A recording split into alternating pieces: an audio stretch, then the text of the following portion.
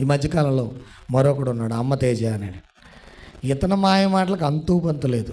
ఎంత మాయ మాటలు అంటే ఇప్పుడు అతని మీదే మొత్తం యూట్యూబ్లో నడుస్తూ ఉంది. చాలా మాయ మాటలు, చెప్పాలనుకున్నది ఒకటి, చెప్పేది మరొకటి.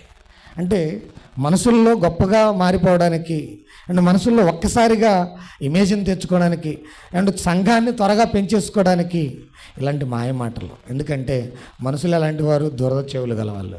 ఈ దురద చెవులు గల వాళ్ళకి ఆ మాటలు చెప్తేనే చాలా బాగుంటుంది.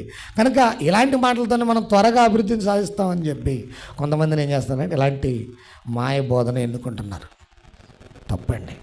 బైబిల్లో 66 పుస్తకాల్లో ఆదికాండం నుండి ప్రకటన గ్రంథం వరకు మనం నూతన నిబంధనలో ఉన్నాం కనుక క్రొత్త నిబంధనలో ఎక్కడైనా పేరు పెట్టి పిలిచి నీకు ఈ జబ్బు ఉందని చెప్పినటువంటి సందర్భం బైబిల్లో ఎక్కడైనా ఉందా? సభలకు వెళ్తే పేరు పెట్టి పిలిచినట్టు